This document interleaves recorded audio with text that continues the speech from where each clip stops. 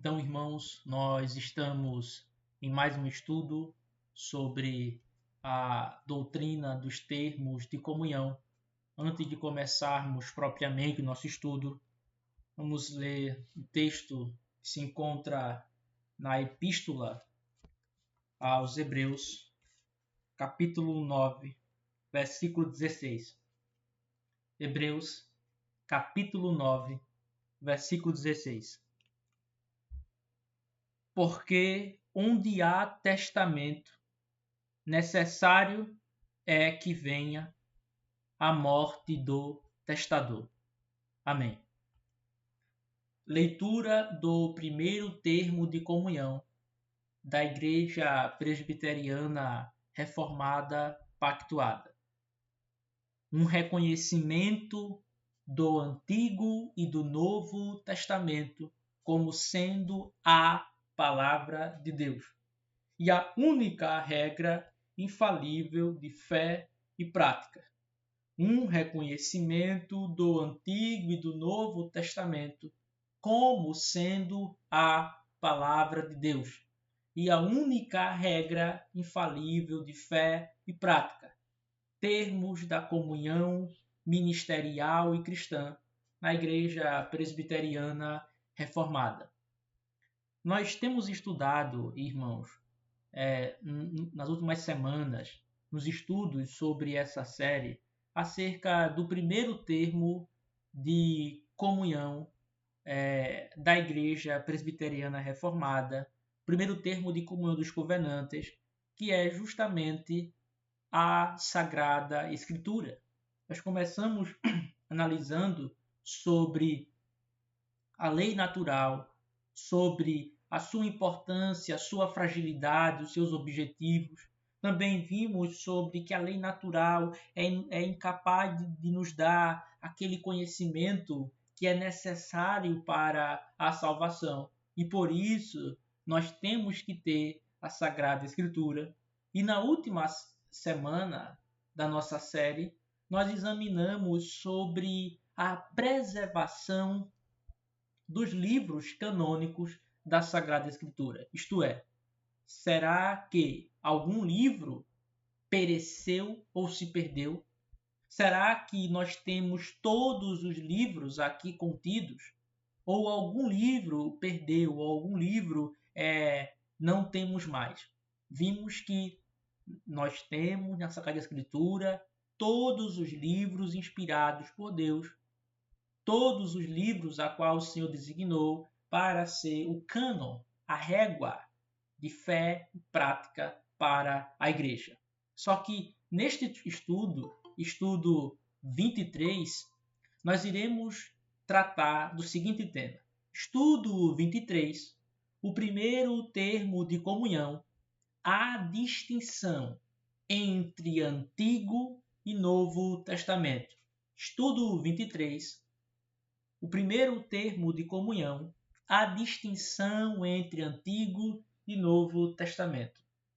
E o que nós pretendemos aqui começar é introduzir a discussão ou entendimento acerca da autoridade do Antigo Testamento. Uma vez que o primeiro termo de comunhão nós reconhecemos que o Antigo Testamento é palavra de Deus e também é regra infalível de fé e prática para a igreja, nós temos uma séria controvérsia sobre a sua autoridade, ou mais especificamente sobre a sua utilidade para a igreja. É muito comum as pessoas, ao ouvirem alegações ou doutrinas sendo extraídas das escrituras veterotestamentárias, elas dizerem isso é Antigo Testamento. E afirmam isso como um argumento para não acreditarem naquela doutrina ou naquele ensinamento. Principalmente isso vem devido à proliferação do pensamento anabatista, que descarta totalmente o Antigo Testamento para só adotar o Novo Testamento ou algumas partes dele. Então, nosso estudo hoje vai tratar sobre a distinção entre o Antigo e o Novo Testamento. Começamos a tentar responder a seguinte pergunta: por que chamamos de Antigo e Novo Testamento? Por que chamamos de Antigo e Novo Testamento? Essa é uma questão certamente muito interessante, porque todos nós estamos habituados a abrir nossas Bíblias e termos a divisão Antigo e Novo Testamento. Mas por qual razão? Por que nós dividimos? Ou por que há dois grandes blocos na Sagrada Escritura, chamado Antigo e Novo Testamento? Mas antes de respondermos essa pergunta com mais profundidade, nós temos que justamente destacar que existe uma séria batalha, uma séria controvérsia desde os primórdios da Igreja sobre a autoridade ou utilidade das Escrituras veterotestamentárias. Há, desde os primórdios da Igreja, um debate, uma controvérsia sobre se as escrituras a qual o Senhor deu ao povo hebreu, aos judeus, elas são autoritativas, elas possuem alguma utilidade, elas possuem algum benefício para nós cristãos. Vamos observar que isso já existia lá na igreja de Corinto. 1 Coríntios, capítulo 10, versículo 1 e depois versículo 11.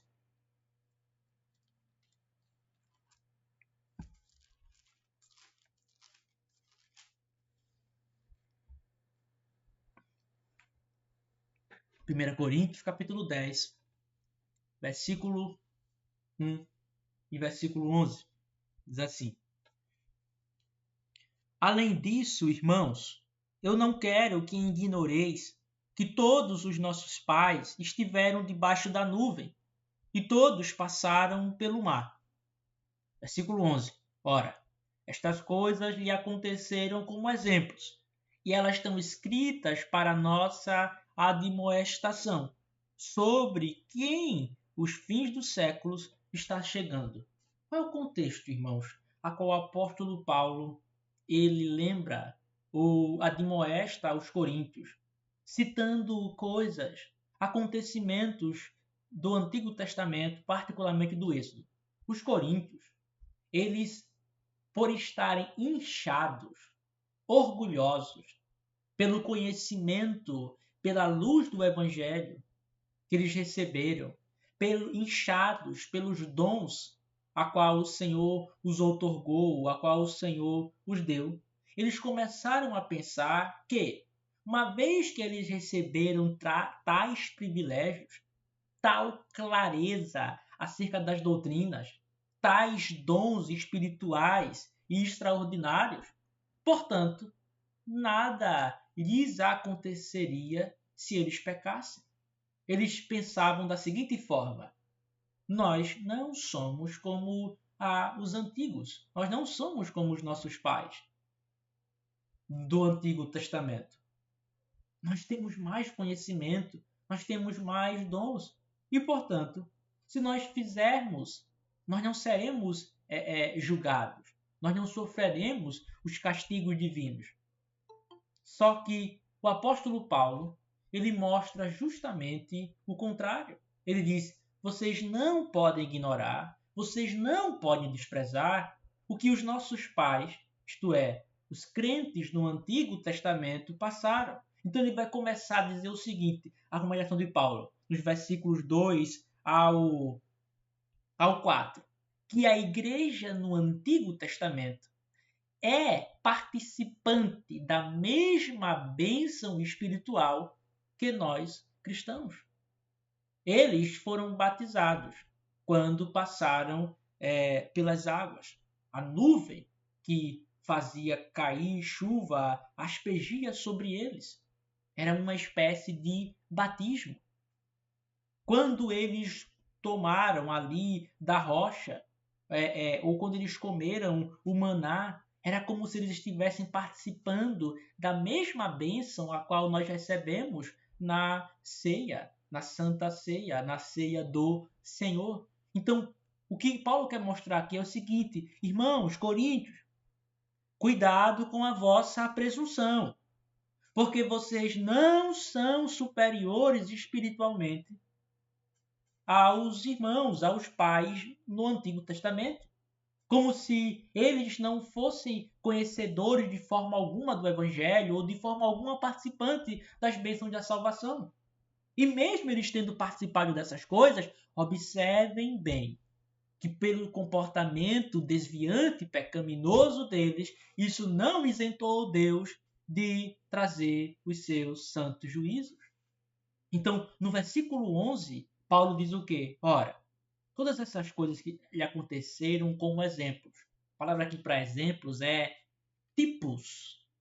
O que significa? É Paulo dizendo o seguinte: estas coisas que foram escritas, essas histórias, a qual foram dadas no passado, elas fornecem um padrão ou elas nos dão indícios sobre o que acontecerá se nós seguirmos os mesmos caminhos que eles erraram. Ou também mostra o padrão a qual Deus quer que andemos, no qual os bons caminharam. Porque nós aprendemos lá em Provérbios capítulo 2 que há o caminho dos homens bons. Então, tudo o que há no Antigo Testamento que os nossos pais passaram antes da vinda, da encarnação do eterno Filho de Deus, o Senhor Jesus Cristo, essas coisas foram escritas para nossa admoestação, para que pudéssemos ser avisados que se seguirmos os mesmos cursos pecaminosos, Deus não é menos Deus, ou menos justo, ou menos fiel à sua palavra para não fazer conosco ou com nós o que ele fez com eles no passado. Essa ideia, irmãos, que nós podemos desprezar o Antigo Testamento, ela provém do orgulho e do espírito inchado de pensar que a clareza que temos hoje no Evangelho, ela descarta totalmente aquilo a qual o Senhor nos revelou aos pais no passado. Essa é a ideia pecaminosa a qual nós tendemos a pensar que uma luz nova é uma eliminação da luz anterior ou antiga. Mas na verdade não, porque o Novo Testamento ele não é propriamente uma luz nova, mas ele é uma amplificação. O Novo Testamento é uma amplificação da luz veterotestamentária. Então, aonde gira toda a controvérsia? Em torno da utilidade do Antigo Testamento para extrairmos as doutrinas de fé e as normas de vida. Toda a controvérsia com os anabatistas, com os maçonitas e outros grupos é o seguinte: nós podemos derivar doutrinas de fé do Antigo Testamento, nós podemos derivar doutrinas de vida quanto à nossa prática do Antigo Testamento para os anabatistas, para os maçonitas, para os socinianos, que são todos hereges, dizem não. Nós não podemos derivar doutrinas de vida e prática do Antigo Testamento. Os ortodoxos, a igreja fiel e verdadeira, diz sim. Nós podemos extrair doutrinas de fé e normas de vida do Antigo Testamento. Lá em 2 Pedro, segunda epístola do apóstolo Pedro, capítulo 2, versículo 6, diz assim, 2 Pedro 2,6. E transformando as cidades de Sodoma e Gomorra em cinzas, condenou-as com a destruição, tornando-as um exemplo para os que posteriormente vivessem como ímpios. Aqui, irmãos, o argumento do apóstolo Pedro contra os falsos mestres é justamente que Deus, no passado, já nos deu monumentos para que pudéssemos sempre lembrar o que ele faria com aqueles que seguissem o caminho da impiedade. E que exemplo o apóstolo Pedro cita? Sodoma e Gomorra, que está contido nas escrituras veterotestamentárias. Ora, o que significa? Quais são os pecados? Quais são as iniquidades que marcam Sodoma e Gomorra? Ok, 2 Pedro 2,6. 2 Pedro 2,6. Então, quais são os pecados? Qual é o argumento de Pedro? É o seguinte: olhem para os pecados de Sodoma e Gomorra, que são os mesmos pecados que depois ele vai listar aqui daqueles homens perversos, que é a sodomia, que é confusão, que é a abundância de pão, a glutonaria, que é também a ociosidade, que é a preguiça, e dentre outros pecados. Se vocês viverem como tais pessoas, vocês irão ser punidos, vocês irão sofrer o castigo divino. Veja, Pedro extrai doutrina do exemplo veterotestamentário.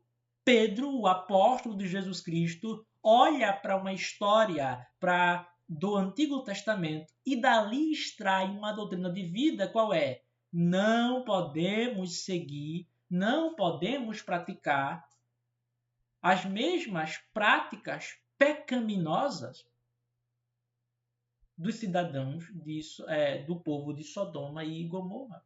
Então, a própria Sagrada Escritura, quando ela cita no Novo Testamento o Antigo Testamento, ela pressupõe, ela toma como certo que é impossível extrair doutrinas do Antigo Testamento.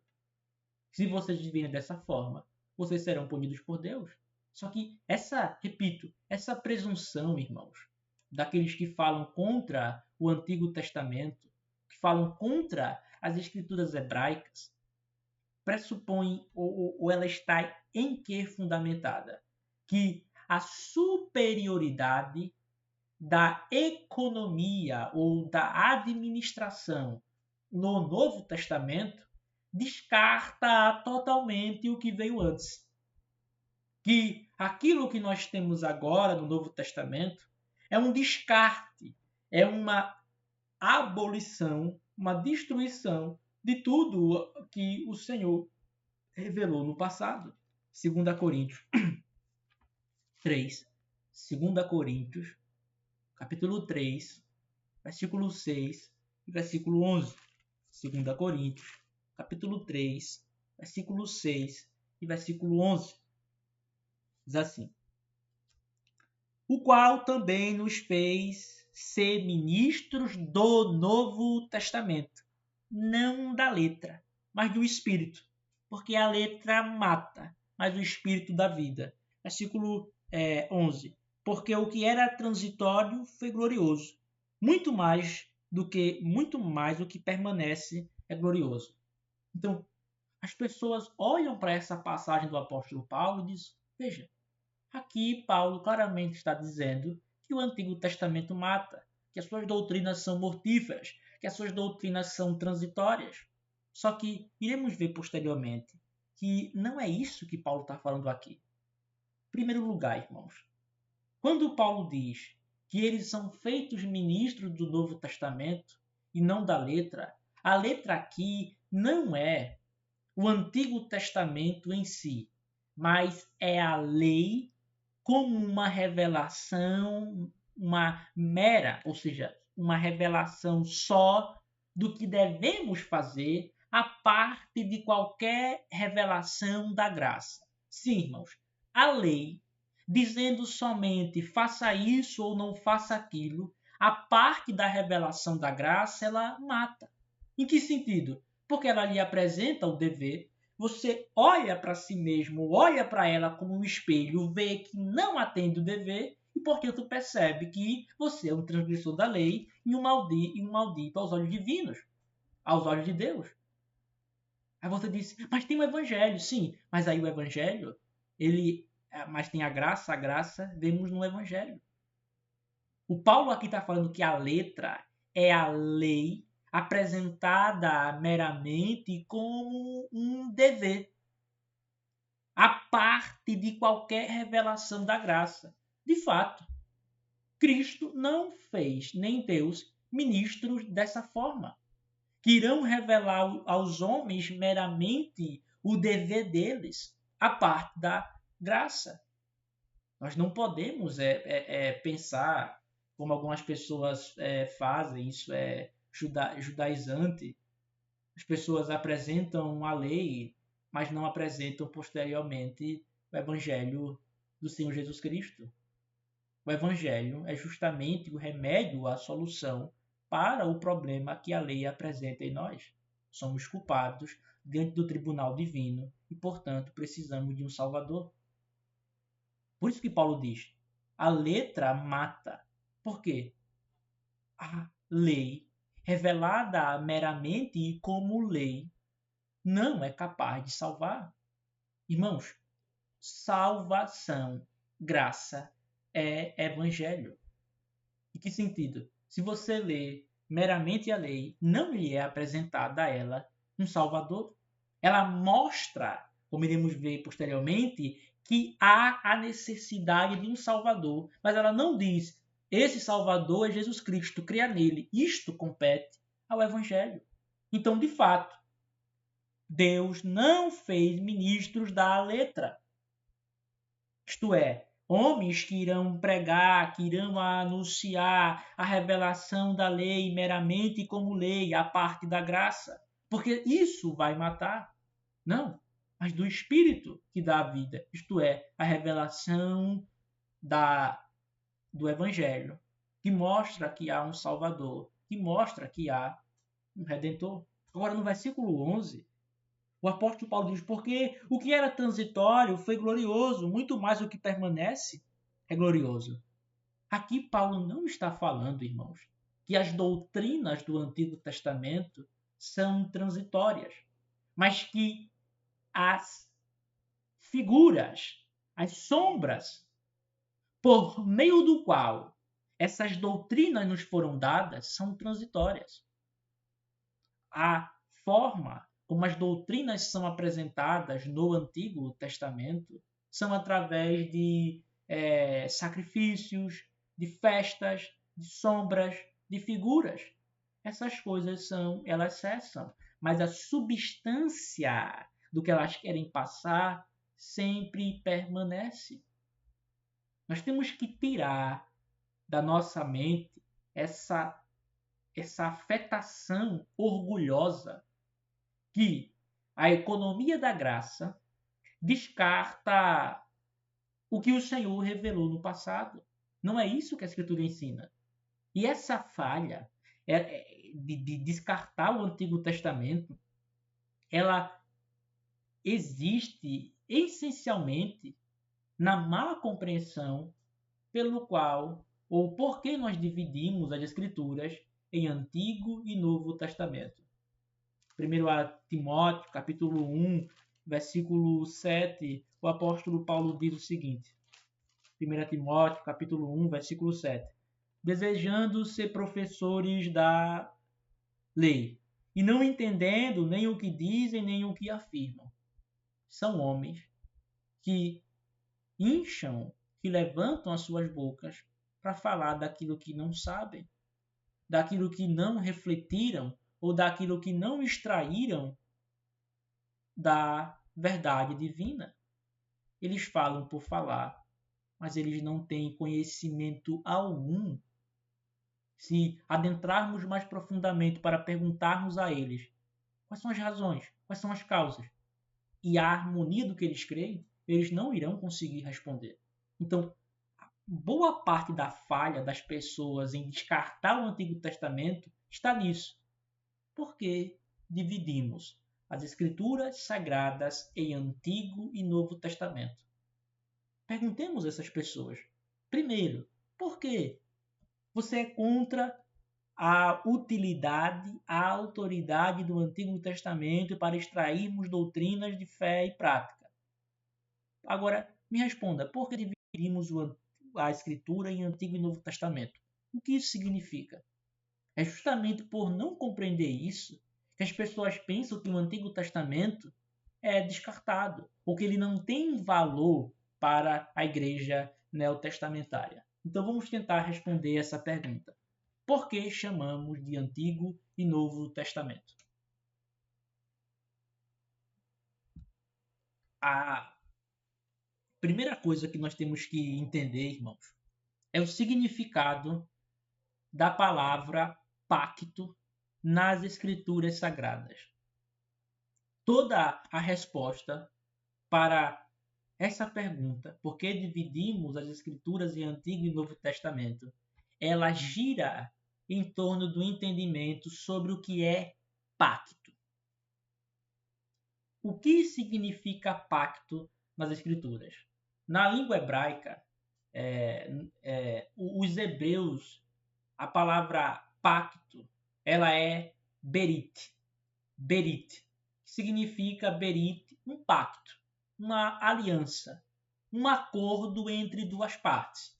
Essa é a palavra mais comum nas escrituras hebraicas, na língua hebraica, para se referir a um pacto. Berit significa um pacto, uma aliança, ou um acordo entre duas partes. Por exemplo, vamos ler Provérbios 2,17. Isso é aplicado a amplas coisas. Provérbios 2,17. Diz assim, Provérbios 2,17. Que abandona o guia da sua mocidade e se esquece do pacto do seu Deus. O que Salomão está descrevendo aqui? A mulher estrangeira. Ele está alertando, principalmente os jovens, para que eles mantenham uma discrição. Versículo 11. A discrição te preservará, o entendimento te guardará contra a mulher estrangeira. O que é a mulher estrangeira? A mulher não autorizada, ilegítima, ilegal, a qual ele não deveria ter familiaridade. E esta mulher, justamente, como aqui é apresentada, uma mulher casada. Todas as mulheres casadas são mulheres, em certo sentido, estranhas, porque não há legalidade em ser familiarizados com elas. São mulheres a qual não são autorizadas a isso, nem delas, nem dos outros em relação a elas. Só que, veja, essa mulher é uma mulher perigosa, porque ela abandona o guia da sua mocidade, isto é, o seu marido. Ele foi tomado, ou melhor, ela se casou com ele para que ele fosse o instrutor, aquele que a ensina, aquele que a guia, que a governa. E para agravar mais o seu pecado, é dito, ela abandona o seu marido, que é o seu instrutor, o seu mestre da sua mocidade. Por que isso agrava o pecado dela? Porque, como disse um puritano, o primeiro amor, ou o primeiro amor dos jovens, daqueles que se casam jovens, é o mais sincero e fervoroso. Se ela deixou o seu primeiro amor, o mais sincero e fervoroso que pode se haver, então ela comete iniquidade em nível agravante, em nível extremamente agravado, porque ela abandonou o seu guia, aquele que em sua juventude a tomou o seu primeiro amor. E ela se esquece do pacto do seu Deus. A palavra aqui para pacto é berit. Qual é a ideia aqui? É que o casamento ele é um pacto, ele é uma aliança, a qual Deus é Deus é quem institui e quem o criou. Mas Deus não é somente aquele que institui e cria o pacto ou o casamento, mas ele é também a testemunha perante no qual as partes se unem. Por isso que nos casamentos, na prática reformada, aqueles que se casam, eles se prometem diante da presença de Deus, tomando Deus como testemunha do que eles estão fazendo. Então a palavra pacto, na Bíblia, ela envolve justamente isso, um acordo, uma aliança entre duas partes. E essa palavra pacto, berit, a etimologia dela, ou seja, a origem dessa palavra, encontra-se mais provavelmente em outra, que é batar, que significa cortar em pedaços. Ou seja, a palavra berit, a origem mais certa ou mais entendida dela, de berit, vem de batar, que significa cortar em pedaços. Vamos ver lá em Jeremias 34, 18. Jeremias 34, 18.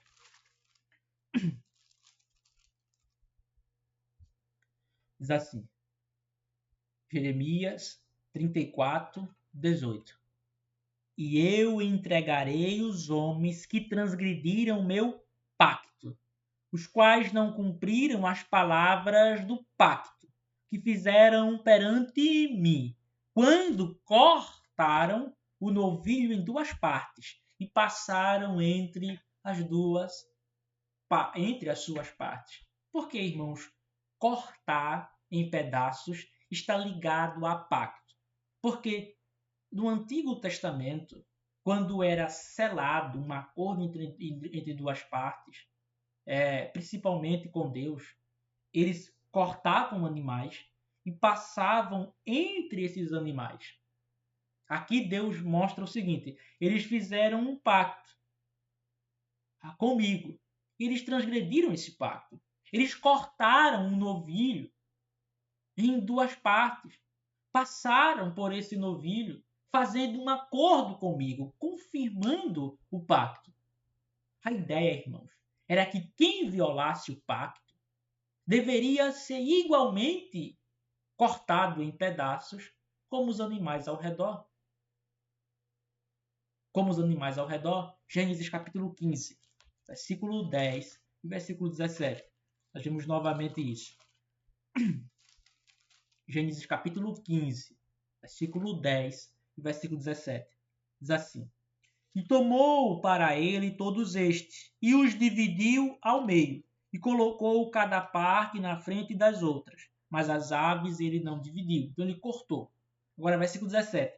E aconteceu que quando se pôs e ficou escuro, eis que um forno de fumaça e uma lâmpada acesa passaram entre aqueles pedaços. O que Deus fez ali com Abraão? Um pacto. Um pacto prometendo a ele dar uma descendência grandiosa e dar a terra de Canaã.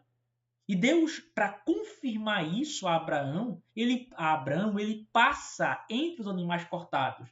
Como se Deus dissesse o seguinte: se eu não fizer aquilo que eu lhe prometi a Abraão, que eu seja cortado, destruído, como esses animais foram. Veja, essa era a gravidade que existia entre os acordos, entre as alianças que as pessoas tomavam com Deus. Elas viam a violação dessa aliança como digna de morte. Por isso, por exemplo, que conseguimos entender um dos argumentos, isso não que seja o argumento central, mas um dos argumentos porque os adúlteros eram mortos, os adúlteros notórios. Eles quebraram um pacto, a qual eles tomaram diante de Deus. Eles violaram. Eles devem ser cortados em pedaços, porque a palavra berit vem de batar, que significa cortar em pedaços.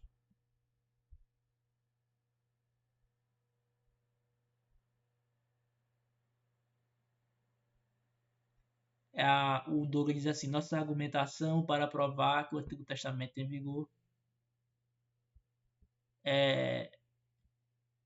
Douglas, se o que você falou aí é no sentido que eu estou falando aqui não é necessário ou não vai convencer essas pessoas, então, no caso, é ignorância delas. Porque eu nem cheguei no principal do meu argumento ainda aqui, para mostrar por que dividimos Antigo e Novo Testamento na Sagrada Escritura. Eu não posso falar sobre pacto sem entender de onde vem isso. Uma vez que o Novo Testamento cita o Antigo Testamento, eu preciso entender como o Antigo Testamento define as suas próprias palavras, que serão usadas no Novo Testamento. Então, qual é a palavra, irmãos, usual? Qual é a palavra no grego para expressar pacto? Qual é a palavra que os escritores inspirados do Novo Testamento usam para traduzir Berite? É diateque. Diateque. E significa o quê? Testamento, pacto ou aliança. Então, gravem isso. A palavra a qual o Novo Testamento traduz Berite é diateque, que significa testamento, pacto ou aliança. Evangelho de Lucas, capítulo 1, versículo 72.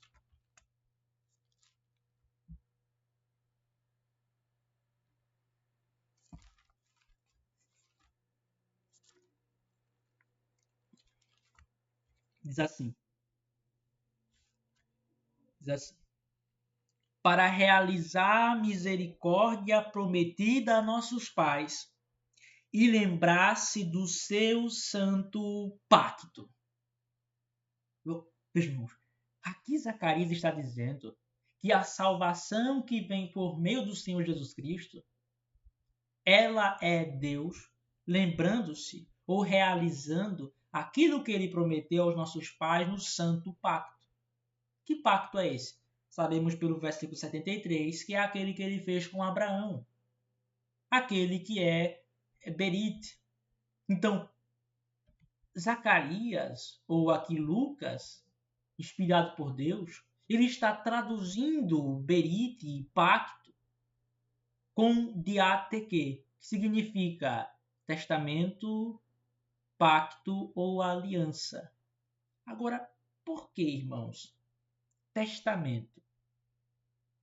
O fato dos escritores do Novo Testamento usarem testamento para traduzir pacto é um grande ponto importante para entendermos a natureza deste pacto a qual é apresentado no Antigo Testamento.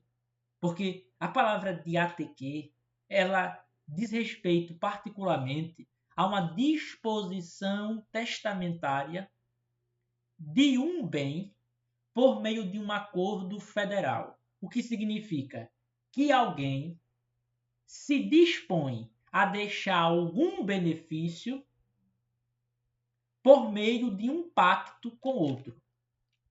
Pegamos uma pessoa A e uma pessoa B. A pessoa A faz o seguinte acordo: quando eu morrer, pessoa B, eu lhe deixarei tais e tais bens. Ora, isso é um testamento e um pacto. É um testamento porque o benefício só é dado após a morte do testador. E é também um pacto porque há um acordo entre as duas partes. E é exatamente assim que Paulo entende a salvação a qual Deus fez em nosso favor. Hebreus 9, versículo 15 e versículo 16. Hebreus 9, versículo 15 e versículo 16. Diz assim: E por isso, ele é o mediador do Novo Testamento, para que por meio da morte, para a redenção das transgressões cometidas debaixo do Primeiro Testamento, os chamados recebam a promessa da herança eterna. Porque onde há testamento, é necessário que venha a morte do testador. O que o apóstolo está apresentando aqui, irmãos, é a salvação que Cristo fez em nosso favor, em termos de um testamento. Ele comprou, ele se dispôs a fazer algo por nós, que nós só temos o benefício ou a revelação disso após a sua morte.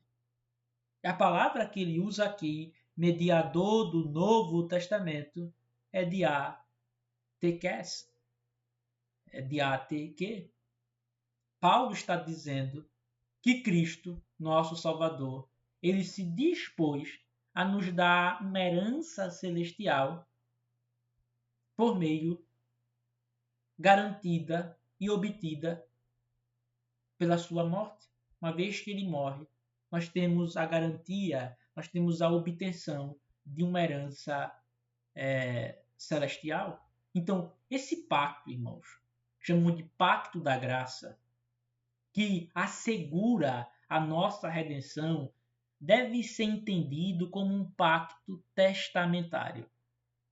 O que significa? O pacto pelo qual Deus nos salva em Cristo é um pacto testamentário. Isso tem que ficar gravado bem em nossas mentes, para que conseguimos compreender a Sagrada Escritura. E o que significa isso? Afirmar que o pacto da graça é um pacto testamentário. Primeiro, é um pacto testamentário e não meramente um pacto comum, porque é um pacto em que se promete uma herança, e essa herança, necessariamente para ser obtida, demanda a morte antecedente do testador. Quem é o testador? Jesus Cristo. Então, para nós obtermos essa herança, esse benefício, o testador tem que morrer antes. Então, o pacto da graça, ele é um pacto que envolve uma herança, e essa herança demanda que o testador morra antes. Gálatas, capítulo 3, versículo 13 ao 15. Gálatas, capítulo 3, versículo 13 ao 15.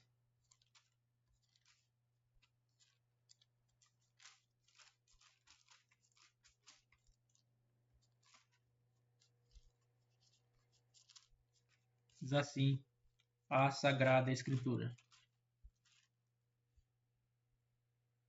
Cristo nos resgatou da maldição da lei, fazendo-se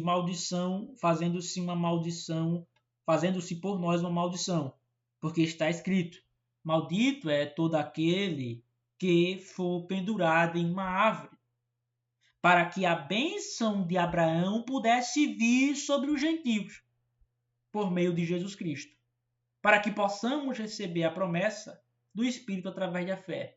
Observem até aqui, irmãos, que Paulo estabelece a seguinte estrutura: Cristo teve que morrer, teve que receber sobre si a maldição, para que nós pudéssemos obter os benefícios. Veja, aqui é claramente uma estrutura de um testamento. Nós temos que receber um bem, um benefício. Entretanto, o testador, que é aquele que tem os bens em si, ele precisa morrer. É exatamente isso que Paulo está falando. Que para que nós pudéssemos receber a bênção de Abraão, que é o pacto com Abraão, Cristo teve que morrer. O benefício que nós temos, a herança que nós temos, demanda, exige a morte do testador. Agora, no versículo 15, fica mais claro ainda. Irmãos, falo à maneira dos homens. Embora seja apenas um pacto de homem, ainda que isso seja confirmado, nenhum homem pode anulá-lo ou acrescentar isso. A palavra aqui para pacto é diateken, que é diateke, só em outro modo. O que Paulo está falando é o seguinte: uma vez que um homem estabelece um testamento, que ele deixa um testamento, ninguém pode acrescentar, ninguém pode mudar. Se eu deixa um testamento, dizendo, vou deixar isso e isso para tais e tais pessoas. Ninguém pode mudar. O Davi, ele quis anular. Ou vamos mudar. O Davi queria deixar tanto para uma pessoa, mas ele vai deixar só isso. Não. Nós sabemos isso pelas próprias relações naturais, que nós não podemos anular o testamento de outrem, de outra pessoa. Nós temos que manter a forma como ele disse. Então Paulo diz o seguinte, ora, se o testamento dos homens não pode ser anulado, não pode ou ser acrescentado, ou ser tirado seus efeitos, quanto mais o testamento de Cristo. E o testamento de Cristo é a bênção de Abraão. Ou seja, o pacto a qual Deus fez com Abraão é um pacto testamentário, a qual a bênção que Deus prometeu a ele exige a morte do testador. Então isso mostra que o pacto pelo qual nós somos salvos é um pacto testamentário. Segundo, esse pacto é testamentário porque ele foi feito unicamente para o nosso benefício.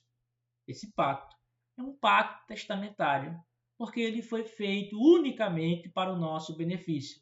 Porque em um testamento não se leva em conta o benefício do testador, mas somente dos herdeiros. Em um testamento, irmãos, o testador ele deixa bens aos herdeiros, mas os herdeiros não fazem bem algum, não retribuem dando nada ao testador. É algo que é unicamente para o benefício daqueles que recebem. Assim, irmãos, é o pacto da graça a qual nós somos salvos. Nós recebemos o benefício de Deus. No entanto, Deus não recebe benefício algum de nós. Nós não damos algo a Deus para que Ele nos reconcilie com Ele. É Ele quem gratuitamente nos dá para que possamos ser com Ele reconciliados. Vamos ver lá, 2 Coríntios, capítulo 5, versículo 19 e versículo 21. 2 Coríntios, capítulo 5, versículo 19 e versículo 21. Diz assim: a saber, Deus estava em Cristo, reconciliando consigo o mundo, não lhe imputando suas transgressões, e confiou em nós a palavra da reconciliação. Então, observe, irmãos, Deus, através do nosso Senhor Jesus Cristo, estava reconciliando, estava de novo estabelecendo aquela união com os homens, particularmente o seu povo. Agora, o que nós demos a Deus para isso? Nada. A nossa bondade, Salmo 16, não chega aos céus. Nós não demos nada ao Senhor para que Ele tivesse que nos dar algo em troca. Isso é um testamento, irmãos. Nós não damos nada ao nosso testador. Nós não demos nada ao Senhor Jesus Cristo. Ele deu-se gratuitamente. Versículo 21. Porque aquele que não conheceu o pecado, ele fez o pecado por nós, para que fôssemos feitos justiça de Deus nele. Veja, o que nós tínhamos de dar ao Senhor é terrível, é abominação. Foram os nossos pecados colocados, creditados na conta dele. E ele creditou e ele deixou para nós a sua justiça infinita e preciosa. Veja, isso, irmãos, é um testamento. Paulo diz em Hebreus 9, versículo 15, que a salvação a qual Cristo comprou, a salvação a qual Cristo operou é um testamento, a qual é necessário a morte dele para que pudéssemos obter a herança. E por ser um testamento, repito, é unicamente para o nosso benefício, uma vez que nós não damos nada a Deus para que possamos obter o que o testador deixou para nós. Terceiro, irmãos, embora sejam apresentadas condições para ambos os lados, como acontece em um pacto sempre tem obrigações para ambos os lados. E o pacto da graça há uma condição, que é a fé. Só que a execução ela é confiada totalmente ao poder e à fidelidade de uma só parte, que é de Deus. No pacto testamentário, embora hajam condições para ambas as partes, a execução disso é totalmente confiada ao poder e à fidelidade de Deus para fazer justamente o que ele cumpriu. Ou seja, para nos dar a fé. Porque a fé não vem de nós. Lá em Jeremias 31, 33, diz assim também. Jeremias 31, 33. Jeremias 31, 33. Porém, esse será o pacto que eu farei com a casa de Israel naqueles dias, diz o Senhor. Eu colocarei minha lei no seu íntimo, escreverei nos seus corações, e serei o seu Deus, e eles serão o meu povo. Isto, irmãos, como bem sabemos, é o pacto de Gênesis 17. É também lá em Hebreus 8. É o pacto da graça. Nós devemos ser obedientes a Deus, certamente. Nós devemos crer nele, certamente. Só que essas coisas não vêm de nós mesmos. É confiado ao poder de Deus operar em nós e inscrever a sua lei em nossos corações para que possamos obedecê-lo, ou também que ele nos dê a fé, que ele opere em nós a fé, para que possamos crer em seu nome. Então, essas três coisas mostram que o pacto a qual nós somos salvos não é um pacto simples ou um mero pacto, ele é um pacto testamentário. O que significa, irmãos, um pacto testamentário? É onde o testador, aquele quem morre, se dispõe a deixar um bem para outro e ele faz um acordo. Há um acordo aqui entre as partes. Então, a partir disso, nós podemos chamar o pacto da graça de testamento. Por quê? O pacto da graça pode ser chamado de testamento porque é o acordo, observem, feito entre Deus e os eleitos para o quê? A reconciliação e a paz eterna. Até aí alguém pode dizer, olha, isso é um pacto. Onde está a parte testamentária? Agora, essa reconciliação e paz eterna, ela só é alcançada para os eleitos pelo mediador que se tornou vítima ou morreu no lugar deles. Veja, aqui entra claramente o caráter testamentário. Isto é, que é necessário uma morte para obter o benefício do acordo. Isso é um testamento. Efésios 2:12. Efésios 2:12 diz assim a Sagrada Escritura. Efésios 2:12. Que naquele tempo estáveis sem Cristo, separados da comunidade de Israel, estranhos ao pacto da promessa, não tendo esperança e sem Deus no mundo. Veja, o que Paulo está dizendo aqui é o seguinte: enquanto vocês estavam na época antes da encarnação do Senhor Jesus Cristo, vocês eram estranhos à igreja, vocês eram estranhos à lei, vocês não tinham esperança, vocês adoravam ídolos, mas não tinham Deus verdadeiro, e vocês eram estranhos ao pacto da promessa. Vejamos, aqui há algo surpreendente. Se prestarmos atenção aqui, Paulo está dizendo que antes vocês eram estranhos ao pacto da promessa, como eram a igreja, como eram a esperança, como eram a Deus. Mas agora que vocês chegaram a Cristo, vocês não são mais estranhos a Cristo, à comunidade de Israel, que é a igreja, e nem ao pacto da promessa. Isso mostra que tanto nós, que somos aí incluso dos Efésios, gentios, como os judeus, estão todos sob um mesmo pacto. O pacto da promessa.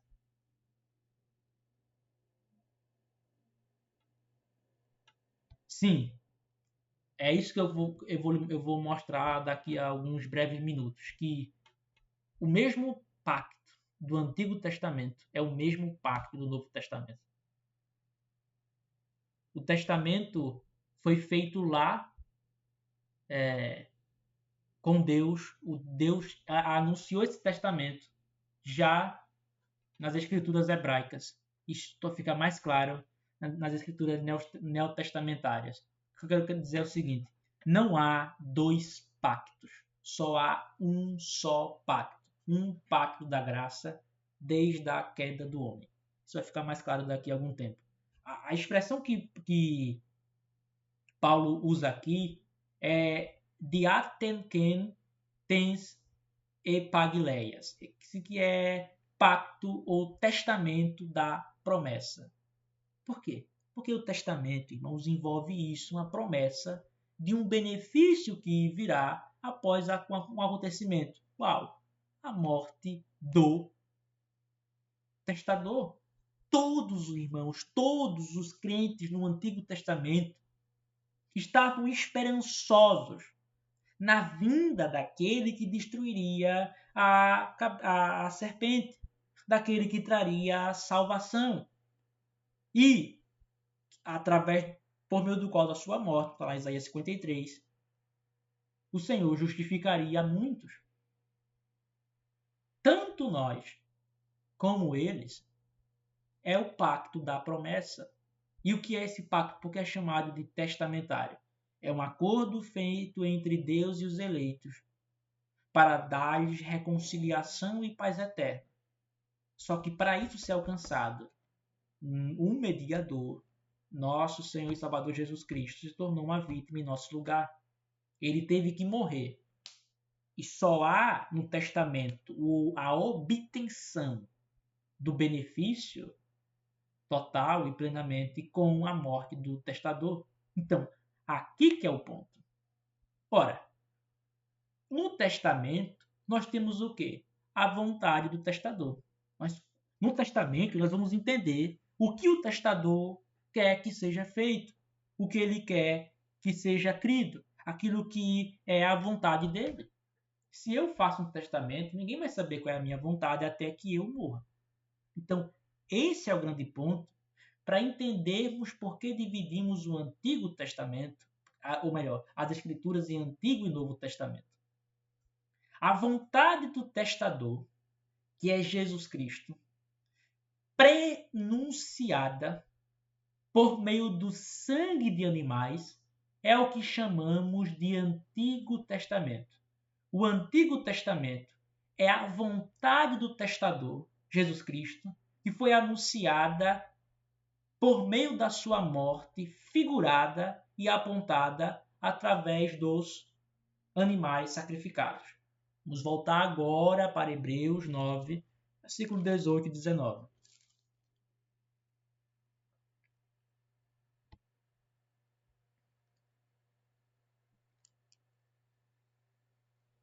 Hebreus 9, 18 e 19. Pelo que nem o primeiro testamento foi dedicado sem sangue, pois quando Moisés anunciou cada preceito a todo o povo segundo a lei, ele tomou o sangue dos novilhos e dos bodes com a água, a lã purpérea, o isopo e aspergiu tanto ao próprio livro como ao povo. Isso, irmãos, aqui é surpreendente, porque para o apóstolo, o primeiro testamento, que nós chamamos de Antigo Testamento, é a revelação da vontade do testador. Só que ele não tinha morrido real e cabalmente, de fato. Então, como havia uma revelação da vontade dele? Foi a revelação da sua vontade pela sua morte prenunciada através dos sacrifícios dos animais. E Paulo diz o quê? Quando Moisés anunciou os preceitos, lá os 10 mandamentos, depois o que ele faz?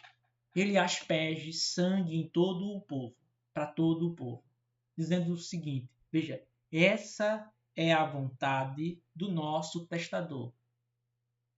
Há um sacrifício, há uma morte, e essa morte revela a vontade do nosso testador. Quem é o testador? Jesus Cristo. Então, o Antigo Testamento é a revelação da vontade de Cristo por meio ou da sua morte prenunciada através de sangues de animais. Cristo não morrerá real no Antigo Testamento, mas a sua morte foi anunciada por meio de sacrifício de animais, por meio da morte de animais. E, portanto, ali foi revelada a sua vontade. Só que é a sua vontade ainda cobertas com sombras, com figuras, porque não é a sua morte real. Então, a vontade de Cristo, revelada por meio da sua morte real, isto é, de fato, é o que nós denominamos Novo Testamento. O Novo Testamento é a vontade do testador, Jesus Cristo, revelada agora após de fato a sua morte. Não mais por meio de sombras, de figuras, de tipos, mas pela sua morte real. Lucas 22, 20. Lucas 22, 20.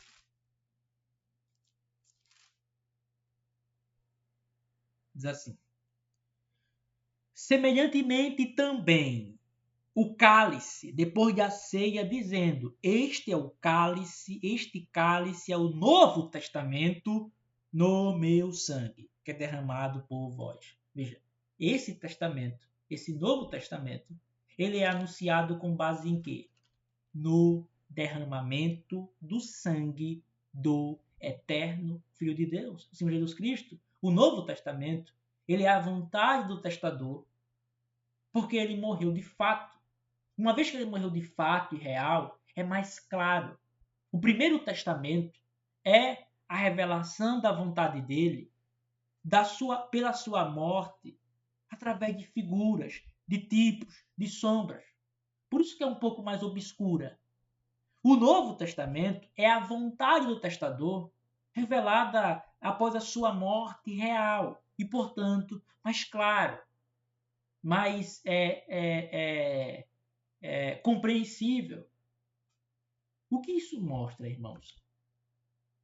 Ambos são a mesma vontade de Cristo. Observe que em nenhum momento eu disse que o Antigo Testamento é uma vontade de Cristo e o Novo Testamento é outra vontade de Cristo. Não.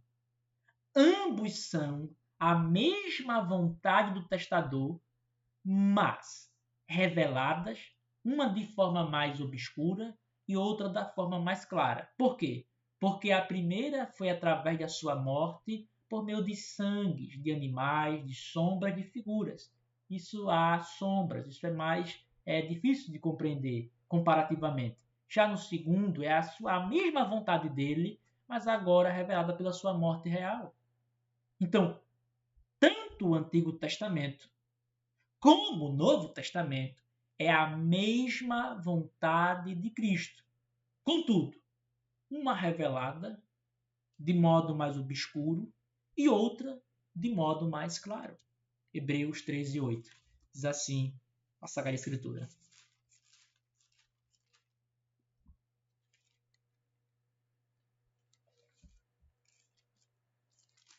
Hebreus 13, 8.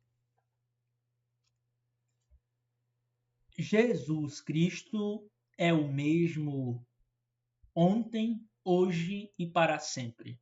Jesus Cristo é o mesmo ontem, hoje e para sempre. Qual é, irmãos, aqui Por que Paulo diz isso? No versículo 9, ele fala sobre doutrinas. O que Paulo quer dizer é o seguinte: Cristo é o mesmo no passado, agora e sempre será. Nosso Salvador não tem duas doutrinas, não tem duas vontades. Ele não muda. Ele não é uma coisa em um tempo, em outra ele já ensina outras coisas diferentes. Não. O nosso Senhor, ele é estável, ele é fixo, ele não cambaleia, ele não é inconstante. A doutrina de Cristo é a mesma em substância desde Adão e Eva, ontem, hoje, agora e será daqui a 1000, 2000 anos. Cristo nunca mudará nenhuma das suas verdades. Daqui a, se tiver 1000 anos, continuará sendo verdadeiro que, por exemplo, só podemos cantar os salmos de Davi, da Escritura Sagrada. Continuará sendo verdadeiro que devemos crer no Senhor Jesus Cristo. Substancialmente, a doutrina de Cristo é fixa. Por isso que Paulo diz assim, versículo 9: não vos deixeis levar por doutrinas diversas e estranhas. É como se Paulo dissesse assim, olha, Cristo e sua doutrina é fixo e estável. Mas se vocês se deixam levar por doutrinas que alguém propõe hoje aqui, amanhã outra ali, ouvindo diversos mestres falsos, vocês se apartam da estabilidade que há no Salvador. Todos aqueles que estão em Cristo, eles têm uma firmeza, eles são enraizados, eles têm uma espécie de fortitude, uma espécie de constância. Quem não está firmado em Cristo não reflete o Senhor. Nisso, eles são inconstantes, volúveis, são maleáveis como uma massinha de modelar. Hoje são luteranos, amanhã são reformados, depois são pentecostais, depois são liberais. Não. A vontade de Cristo, irmãos, é sempre a mesma. Só que no Antigo Testamento foi revelada por meio de tipos, de sombras, de figuras. No Novo Testamento, de modo mais claro. Vejamos o que fala no Sino de Jerusalém, Atos capítulo 15, versículo 11. Atos capítulo 15, versículo 11. Atos capítulo 15, versículo 11. Vamos ler o 10 e o 11. Atos capítulo 15, versículo 10 e 11. Agora, pois, por que tentais a Deus, pondo um jugo sobre a serviço dos discípulos, que nem nossos pais, nem nós somos capazes de carregar, mas cremos que pela graça do Senhor Jesus Cristo nós seremos salvos, como eles também. O que está falando aqui é o apóstolo. Os nossos pais jamais, ou seja, do Antigo Testamento, eram capazes de carregar o que vocês estão defendendo. Salvação por meio da circuncisão, salvação por meio das obras da lei, salvação por comer ou não comer aquilo, ou pelo fardo das cerimônias. Nem os nossos pais, Moisés, os crentes no Antigo Testamento, Israel, foram capazes de suportar isso, nem nós. Mas nós cremos que nós somos salvos pela graça do Senhor Jesus Cristo, como eles também. Eles quem? Eles quem? Os pais do Antigo Testamento, que também não foram capazes, nem seriam capazes de suportar o que os judaizantes queriam colocar sobre a igreja. O que isso mostra, irmãos? Que todos os antigos no Velho Testamento foram salvos pela graça no Senhor Jesus Cristo. Eles criam no Messias que viria. Nós cremos no Messias que já veio. Eles olhavam para o futuro, nós olhamos para o passado. Mas tudo isso converge em um só ponto: Jesus Cristo, que é o mesmo ontem, hoje e para sempre. Não há duas vontades de Cristo. Há uma mesma vontade. O Antigo Testamento é nada mais, nada menos do que a vontade do testador, que foi revelada por meio da sua morte prenunciada, exposta por figuras, por sombra de sacrifícios. O Novo Testamento é a revelação da vontade do testador por meio da sua morte clara e de fato. Então, existe, irmãos, uma unidade essencial ou substancial do pacto da graça em ambos os testamentos. Ambos os testamentos têm uma unidade. Eles não são substancialmente diferentes. Embora os testamentos sejam administrados de forma diferente. Esse é o grande ponto que as pessoas, principalmente os anabatistas, não conseguem entender. A forma como Deus revelou a sua vontade no Antigo Testamento não é da mesma maneira que foi agora no Novo, mas é a mesma vontade, mas a forma de dispensá-la foi diferente. Vamos ler lá Hebreus, capítulo 9, versículo 9 ao 12. Hebreus, capítulo 9, versículo 9 ao 12.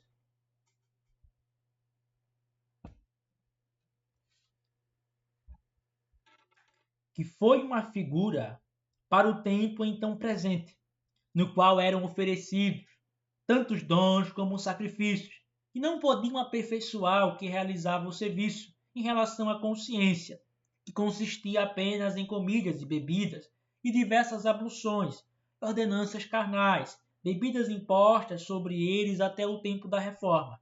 Mas Cristo, ao vir, como sumo sacerdote das coisas boas que haviam de vir, por meio de um tabernáculo, mas por mãos, nem isto é, não desta construção, nem pelo sangue de bodes e novilhos, mas por seu próprio sangue. Entrou uma vez por todas no santo lugar, tendo obtido eterna redenção para nós. O que Paulo quer apresentar aqui, irmãos, é o seguinte. No Primeiro Testamento, no Antigo Testamento, foi revelada a salvação do Senhor. Só que por meio de figuras, por meio de abluções e purificações, por meio de sacrifícios, que foram impostos até um certo tempo, quando veio Cristo, que é o grande reformador da igreja, que cumpriu aquelas coisas para o qual essas figuras ou essas sombras apontavam. Então, no Antigo Testamento, a verdade foi dispensada através de tipos, repito, sacrifícios, purificações. Essas coisas cessaram, mas a verdade moral e substancial que há ali permanece. Nós temos que, o grande ponto para que dê o Antigo Testamento é distinguir o que é a forma de administrar o pacto, que são essas coisas externas, como sacrifícios, como purificações, que fazem parte da economia mosaica, e a substância, a essência e a doutrina. Até aqui alguma dúvida? Acho que não, né? Então, ok. Então, o que cessou foi o modo, a administração do Antigo Testamento. O Antigo Testamento é o quê? Repito novamente. É a revelação da vontade do testador, pronunciada por meio da sua morte. Isso cessou. E por meio da sua morte, através de sacrifício de animais, isso cessou. Essa forma de anunciar a vontade do testador por meio de figuras, por meio de tipos, por meio de sombras, cessou. Só que a doutrina não. Temos que distinguir isso. O modo de dispensar e a doutrina. A doutrina não cessou. A doutrina do Antigo Testamento perdura até hoje o quê? As coisas morais. As coisas. Mesmo na lei cerimonial, é possível extrair coisas morais. Vou dar um exemplo. Paulo usa isso. A própria Confissão de Fé diz isso. Quando a lei cerimonial fala sobre purificação, lá em 2 Coríntios capítulo 6 e 1 capítulo 5, Paulo usa o princípio moral da purificação para que nos purifiquemos espiritualmente. Veja, por que a lei proibia, por exemplo, uma questão agora mais da segunda tábua, que considerava as mulheres impuras depois de ter filhos? Ora, isso era. E elas não podiam fazer os deveres que faziam normalmente. Isso era uma forma de resguardá-las. hoje o que nós conhecemos como pós-parto, o resguardo, depois. Veja, ali não era somente algo cerimonial, ali havia um princípio moral.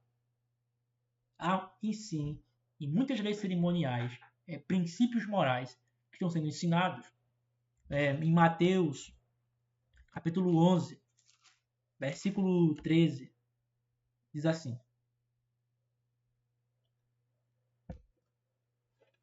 Mateus 11, 13. Pois todos os profetas e a lei profetizaram até João. Alguém pode pensar, o que significa isso, irmãos? Quer dizer que a lei, Moisés e os profetas foram só até João e depois de João cessou? Não. Por quê? Porque a própria lei e os profetas falam sobre Cristo. Então, o que eles falaram sobre Cristo cessou?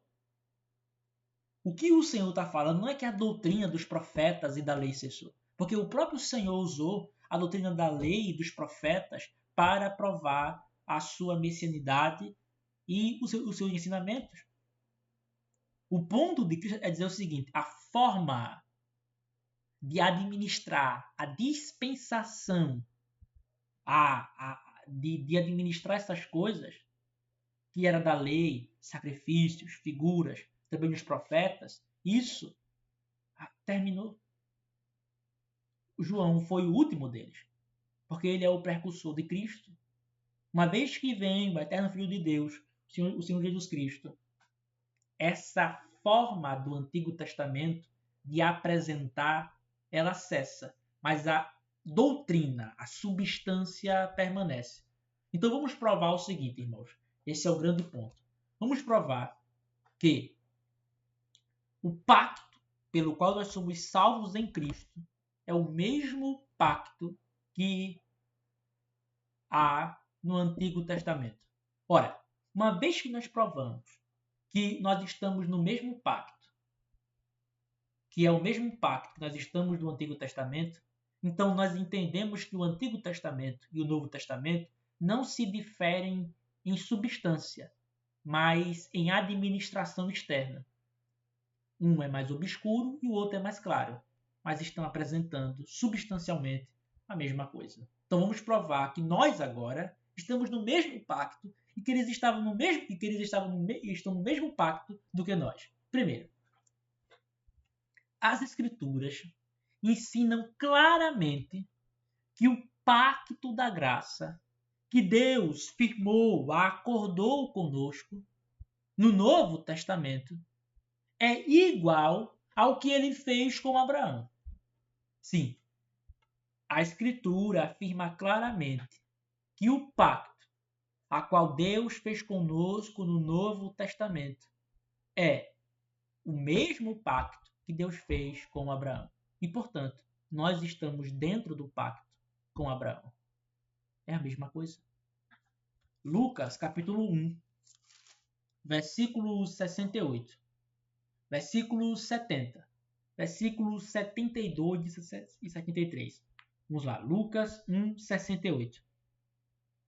Diz assim a Sagrada Escritura: Bendito seja o Deus de Israel, porque tem visitado e redimido seu povo.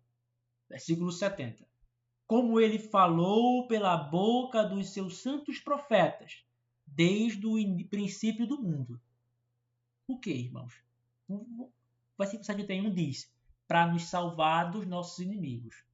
Ora, quem são nossos inimigos desde o início do mundo? Pecado, Satanás e o próprio mundo. Mas esses dois principais é o pecado e Satanás. Então, para Zacarias, desde o início do princípio do mundo, pelos santos profetas, Deus declarou a sua redenção, que ele iria salvar o seu povo. Nós sabemos lá, Gênesis 3,15. Agora, versículos 72 e 73. Para realizar a misericórdia prometida a nossos pais e lembrar-se do seu santo pacto e do juramento que ele prometeu a nosso pai Abraão. Por que, irmãos, essa passagem é incrível? Porque para Zacarias, para Lucas, inspirado por Deus, a vinda do Senhor Jesus Cristo é por eles considerada como Deus cumprindo o pacto que fez com Abraão. Qual o pacto que Deus fez com Abraão? Nós iremos ver depois. Eu serei o vosso Deus e vós sereis o meu povo. Então, para Lucas, para Zacarias, a vinda e a encarnação de Jesus Cristo é Deus lembrando do pacto a qual ele fez com Abraão. E, portanto, o nosso Senhor Jesus Cristo, ou melhor, nós estamos dentro do pacto com Abraão. Porque nós somos participantes da mesma salvação dele. A promessa do Evangelho está no Antigo Testamento. Gálatas 3:8. Gálatas 3:8.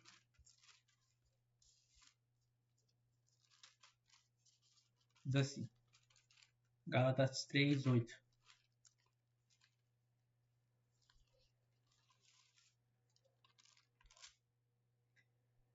Prevendo a Escritura que Deus justificaria os gentios pela fé, pregou o Evangelho a Abraão, dizendo: em ti todas as nações serão abençoadas. Paulo está dizendo que o Evangelho foi pregado a Abraão, quando o Senhor deu a promessa que na semente dele, isto é, Jesus Cristo, todas as nações serão abençoadas. Não somente os seus descendentes físicos, não somente os hebreus, não somente os judeus, mas até os povos gentios. O Evangelho. O próprio Abraão, irmãos, é apresentado como o pai dos judeus e dos gentios. Romanos 4:16. Romanos 4:16.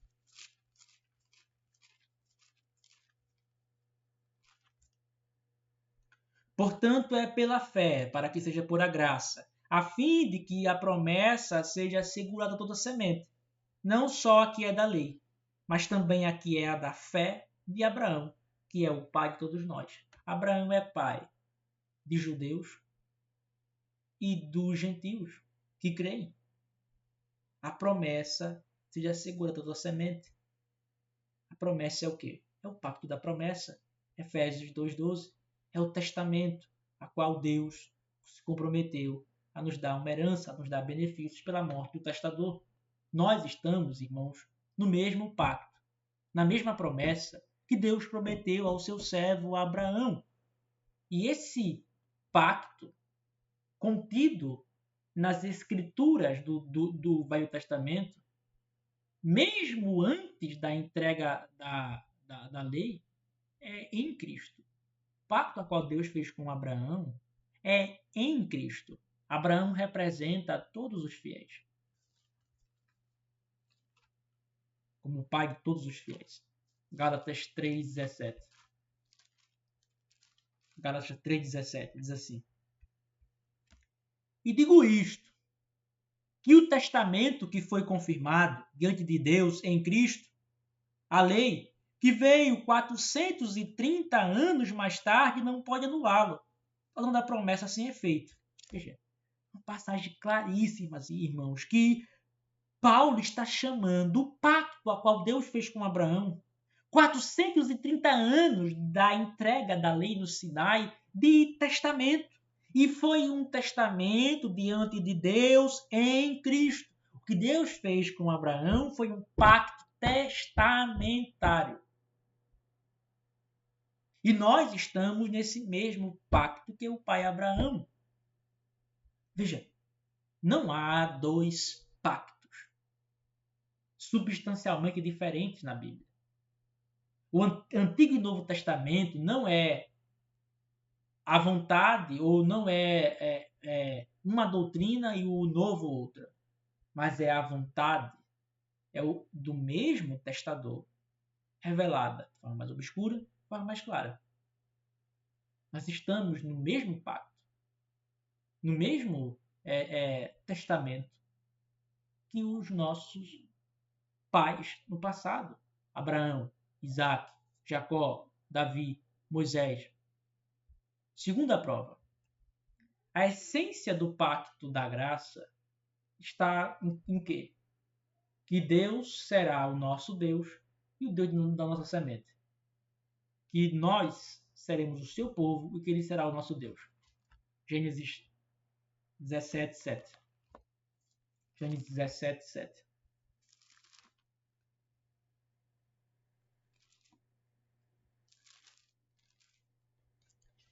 E eu estabelecerei o meu pacto entre mim e ti, e a tua semente depois de ti, nas suas gerações, para um pacto eterno, para ser um Deus para ti, para a tua semente depois de ti. Veja, acabamos de ler, Gálatas 3,17, que isso foi um testamento de Deus em Cristo, 430 anos antes da entrega da lei. Qual é a essência? Esse é o ponto. Qual é a essência do pacto da graça? Que tanto os crentes no Antigo Testamento como nós fazemos parte. É que Deus promete ser o nosso Deus e nós sermos o seu povo. E ele administra esse pacto também externamente. Aí nós temos os sacramentos, aí nós temos o governo da igreja, aí nós temos as doutrinas, etc. E esse é o fundamento, irmãos, de todas as bênçãos espirituais ou celestiais. Que fundamento? Esse pacto com Abraão. Essa cláusula. E eu serei um Deus para ti e para a tua semente. Esse é o fundamento, segundo a Bíblia, como iremos ver agora, para todas as bênçãos que vamos obter agora ou celestialmente. Vamos ver, celestialmente. Apocalipse 21, 3. Apocalipse 21, 3.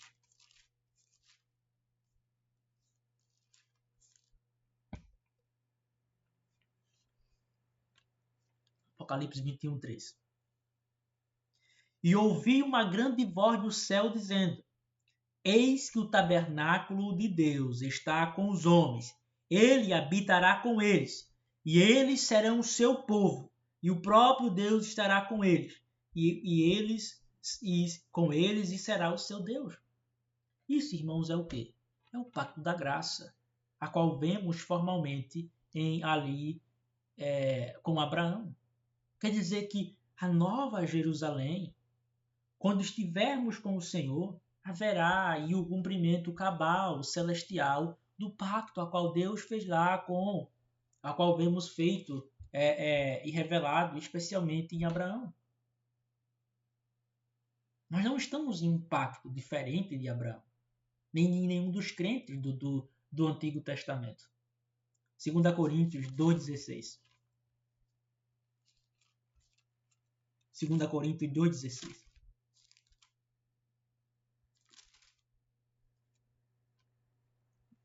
Desculpe, 2 Coríntios 6,16. 2 Coríntios 6,16. E que acordo tem o templo de Deus com os ídolos? Porque vós sois templo do Deus vivo, como Deus disse: Eu habitarei e andarei entre eles, e eu serei o seu Deus e eles serão o meu povo.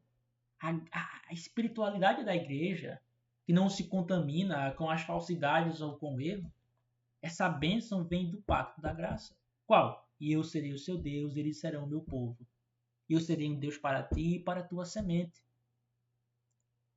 Veja, tanto nós como eles estamos totalmente fundamentados na mesma cláusula. E isso tudo vem por meio de um único mediador. Tanto os crentes no Antigo Testamento como no Novo Testamento estão abaixo, representados por um único mediador, que é quem? A semente da mulher, que esmaga, ou esmagaria, ou esmagará, olhando para o Antigo Testamento, a cabeça da serpente. Gênesis 3,15. Gênesis 3,15. E eu colocarei uma inimizade entre ti e a mulher, e entre a tua semente e a sua semente. Ela ferirá a tua cabeça, e tu lhes ferirás o calcanhar. Quem é essa semente da mulher que fere a cabeça Satanás, a cabeça da serpente, e que destrói os ímpios? Jesus Cristo. Está lá em em 1 João que ele veio para destruir as obras do diabo. Está lá em Hebreus 2,14 que ele veio para destruir o diabo, a serpente. Cristo, irmãos, é apresentado aqui como o mediador, aquele que vai operar a reconciliação. Ele é o Senhor Jesus Cristo, a semente de Abraão, em que todas as nações da terra são abençoadas. Veja, Gênesis 22, 18. E em tua semente todas as nações da terra serão abençoadas, porque tu obedeceste a minha voz. Quem eles aguardavam? Resposta. Gálatas 3,16. Quem eles aguardavam? Gálatas 3,16. Ora, as promessas foram feitas a Abraão e a sua semente. Ele não diz as sementes, como se fossem muitos, mas fala de um só, e a tua semente, que é Cristo. Cristo é aquele por meio do qual todas as nações são abençoadas. Era nele que os crentes do Antigo Testamento esperavam, no Messias que viria, no ungido do Senhor, no anjo da aliança, do anjo do pacto, que viria para salvar. Ele, o próprio Cristo, dado como um pacto para o seu povo. Isaías 42, 6. Eu, Senhor, tenho te chamado em justiça, irei segurar a tua mão e te manterei. E darei por um pacto do povo, para uma luz dos gentios. Veja, Cristo é dado como um pacto para o povo, uma luz para os gentios. Nós sabemos, isso é aplicado a Cristo no Novo Testamento. Gênesis 22, 18, comparado com Gálatas 3,16. Gênesis 22, 18, comparado com Gálatas 3,16.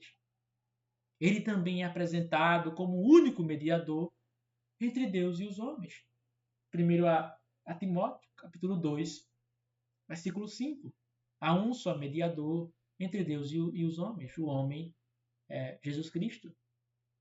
Ou seja, o Senhor Jesus. Todos, irmãos, todos sempre esperaram nele. Atos 10, 43.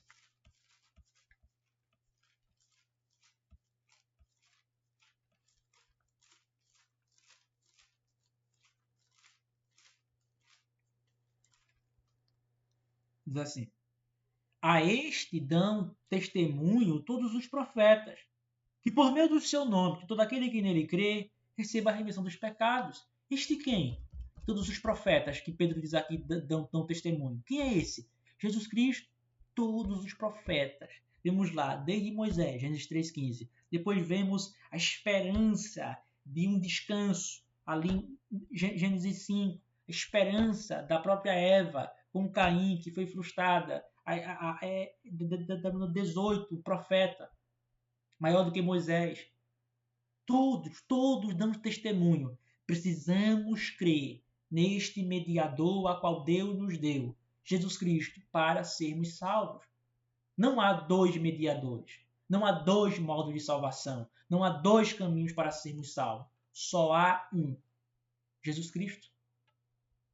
A terceira coisa, irmãos, é que a própria lei de Moisés, certo? Sobre o qual nossos pais viveram, os instruiu sobre o pacto da graça. A própria lei de Moisés preparou eles e os estimulou a abraçar o pacto. Ora, isso não poderia ser verdade se o pacto não tivesse entrado em vigor. Por que Deus deu a lei? Qual é um dos usos da lei? É nos fazer abraçar o pacto da graça. O que é crer em Cristo? É consentir com o pacto da graça. Gálatas 3, 24.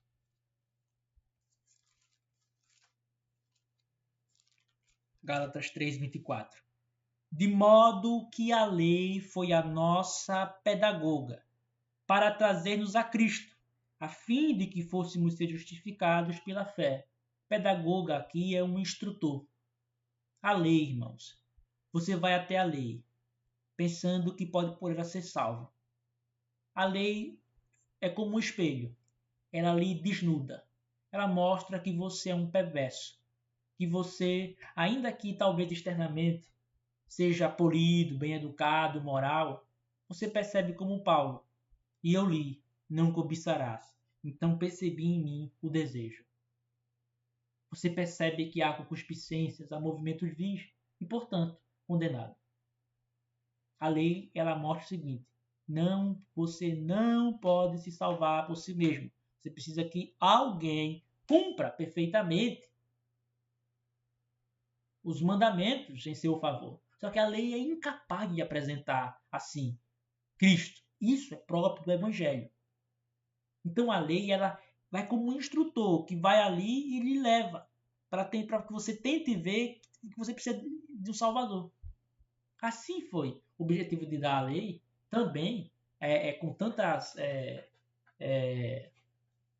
leis cerimoniais, judiciais, com um certo fardo sobre os nossos irmãos no Antigo Testamento, para que eles pudessem ver a maior necessidade de abraçar o pacto da graça.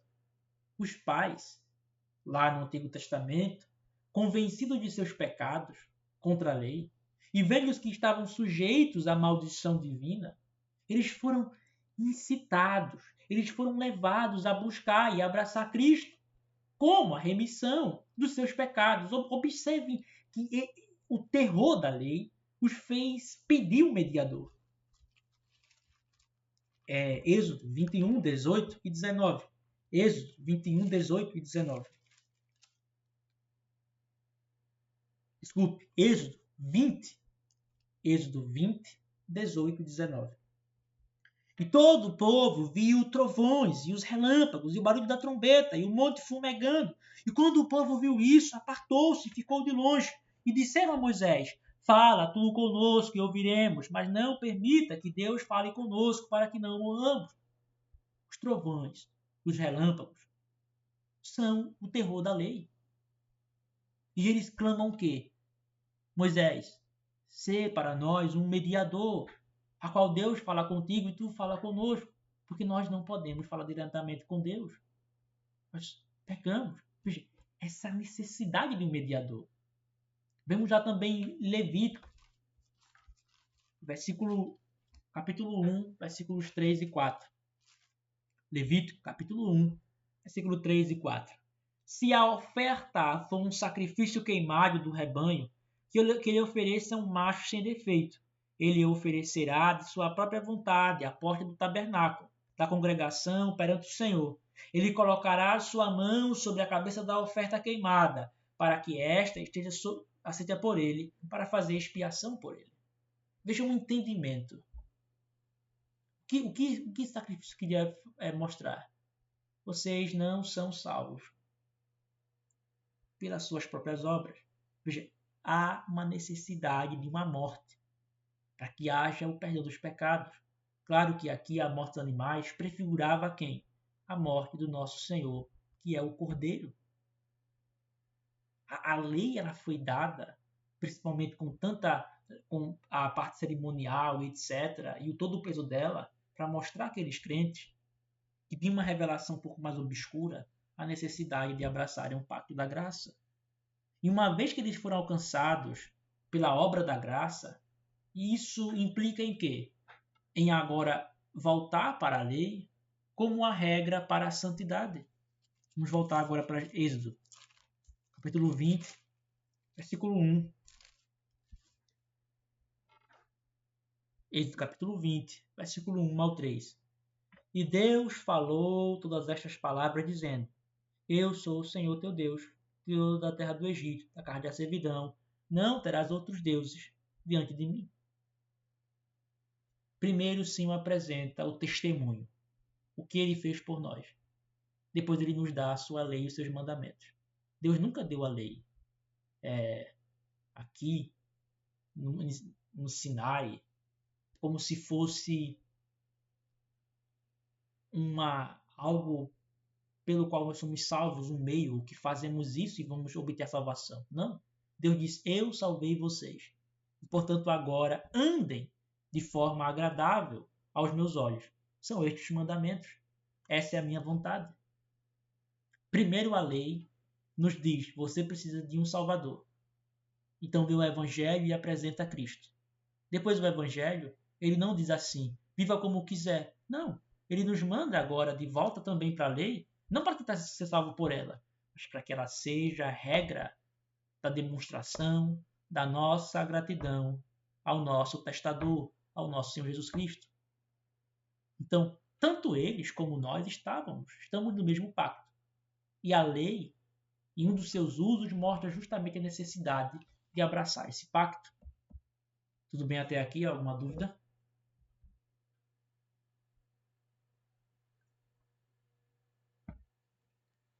Eu creio que não, né? Então, para terminarmos, irmãos, vamos distinguir aqui, para finalizar o nosso entendimento, sobre Antigo e Novo Testamento, para distinguirmos mais profundamente o uso dos termos Antigo e Novo Testamento. Porque ele pode ser visto na Bíblia, esses termos, de uma forma mais estrita e literal, de uma forma mais ampla ou figurativa. E é a má compreensão disso que faz as pessoas confundirem tudo sobre a utilidade do Antigo Testamento. Então, em primeiro lugar, há um sentido literal e estrito pelo qual o Antigo Testamento representa a lei na medida que ela foi dada ao povo judeu por meio de Moisés, somente como uma revelação do mero dever. A revelação do mero dever é a parte de qualquer revelação da graça. Junto com uma declaração da maldição para os transgressores, acrescido de um fardo insuportável das cerimônias legais.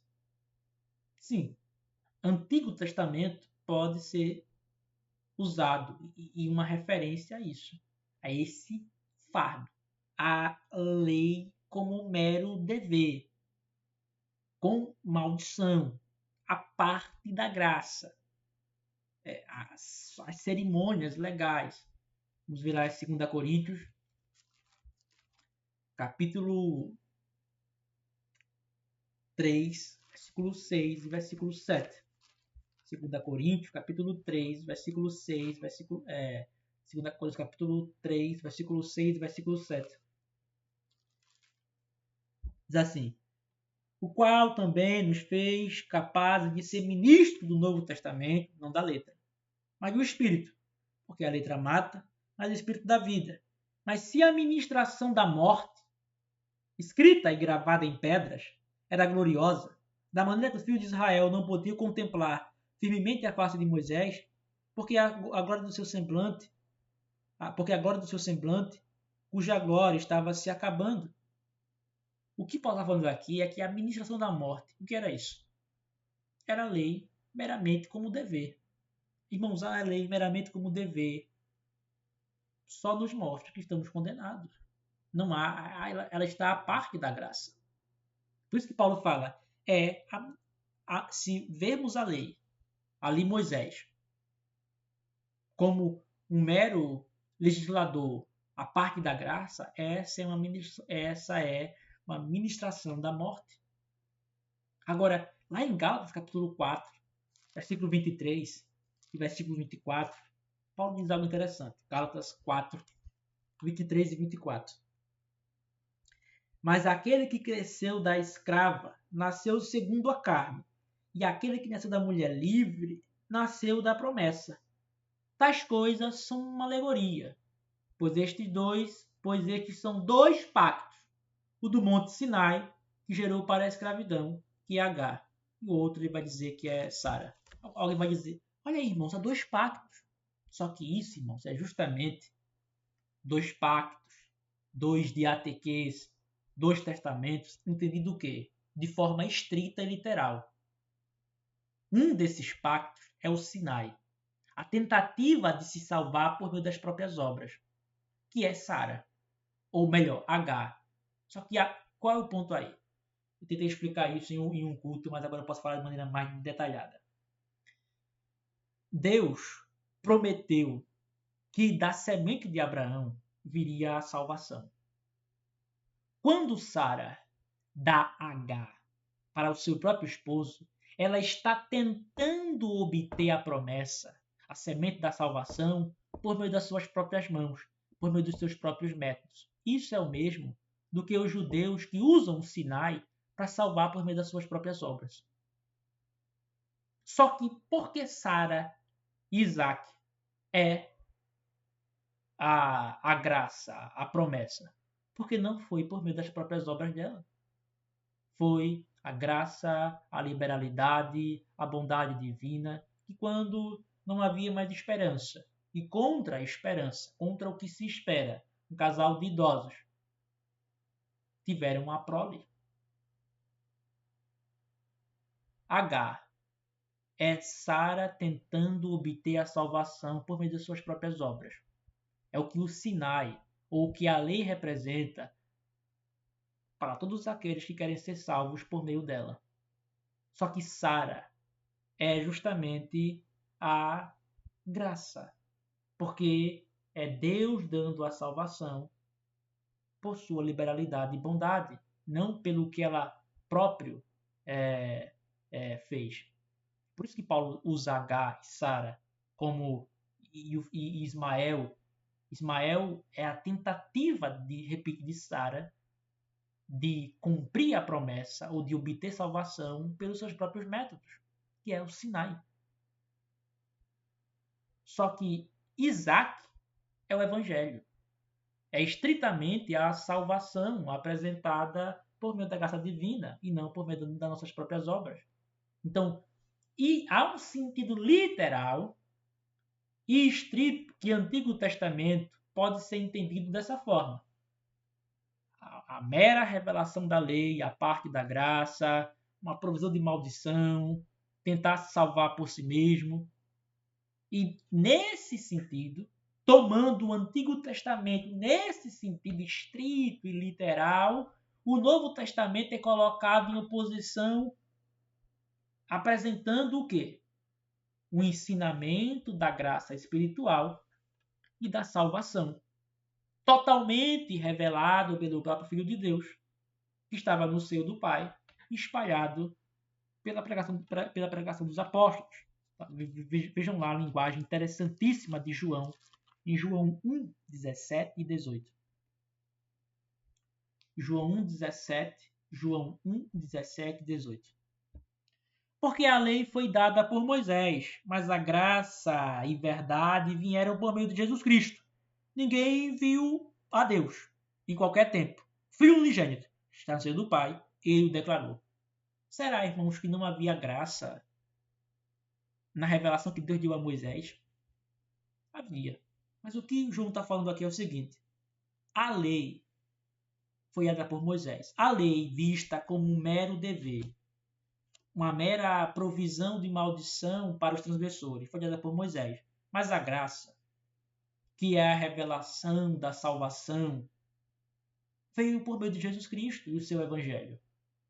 Se entendermos o Antigo Testamento daquela forma estrita, então o Novo Testamento é justamente a revelação da graça, a revelação da salvação espiritual que Cristo nos mostrou. Isso é uma forma estrita e literal que em algumas passagens pode ser entendido. Só que não é isso que estamos aqui debatendo especificamente. E isso é que as pessoas não conseguem entender. Elas não conseguem entender que a Bíblia usa algumas passagens para se referir ao Antigo Testamento, à lei, dessa forma mais estrita.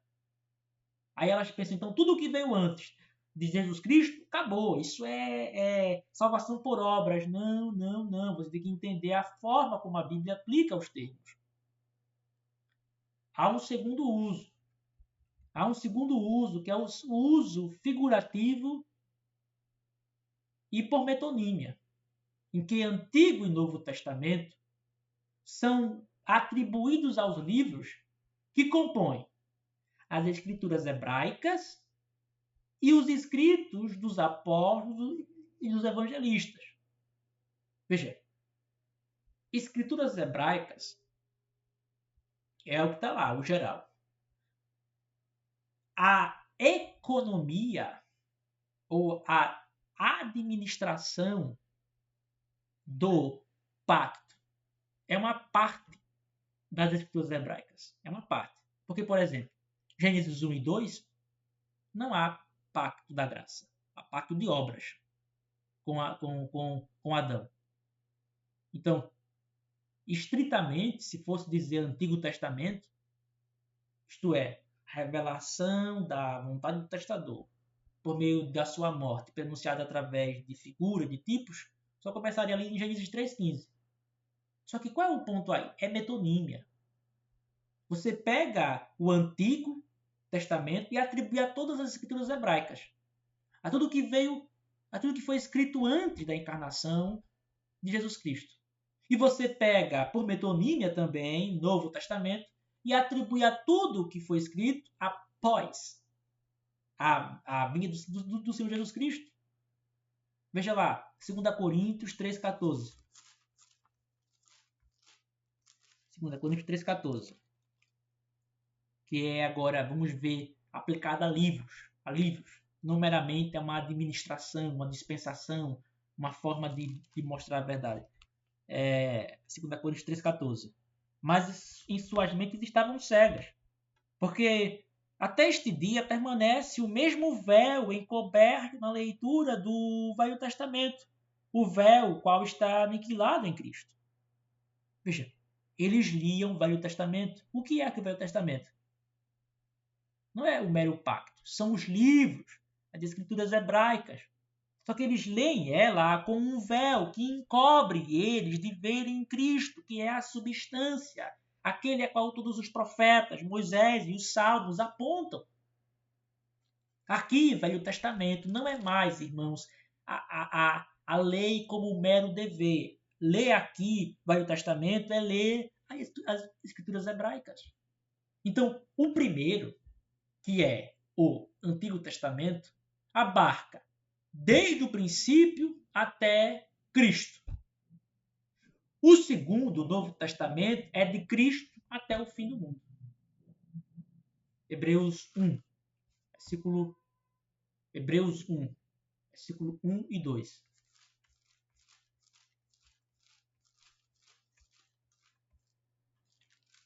Diz assim: Deus, que várias vezes, de diversas maneiras, falou no passado aos pais pelos profetas. Nesses últimos dias falou-nos pelo seu Filho, a que constituiu o herdeiro de todas as coisas, porque fez também os mundos. Deus falou de várias vezes e de diversas maneiras. Desde a criação do mundo, ele tem falado. Só que há um pontapé, ou melhor, há uma virada aqui, que é quando ele nos fala por meio do seu Filho. Quando ele nos fala por meio do seu Filho claramente, nós temos aí a manifestação de Cristo, é o Novo Testamento. E antes, nós chamamos de Antigo Testamento, porque era a revelação da vontade do testador, do nosso Deus, nosso Salvador, por meio de figuras, por meio de sombras. Então, ambos os testamentos, agora entendidos no sentido figurativo e por metonímia, contêm o ensino da graça, da fé, do arrependimento, da gratidão, da nova obediência. As pessoas tendem a pensar assim: Antigo Testamento é lei, é mandamento. Novo Testamento é graça, liberdade. Isso é falso. Entendendo agora Antigo e Novo Testamento como os livros, Antigo, do princípio do mundo até Cristo, Novo, de Cristo até o fim do mundo, em ambos testamentos há graça, a fé, a lei, a gratidão, o arrependimento, a nova obediência. Vamos mostrar isso. Gênesis 15, 6. Veja, primeiro livro de Moisés, portanto, Antigo Testamento.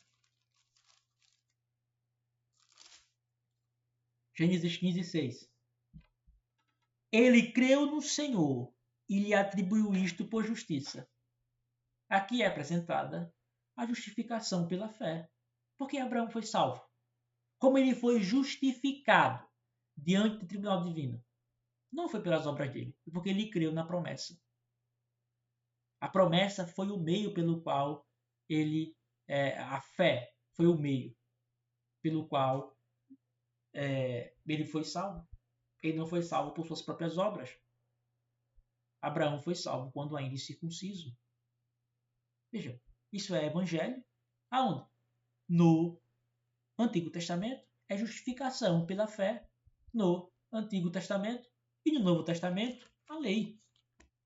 A obediência. 1 João, capítulo 2, versículo 3 e 4.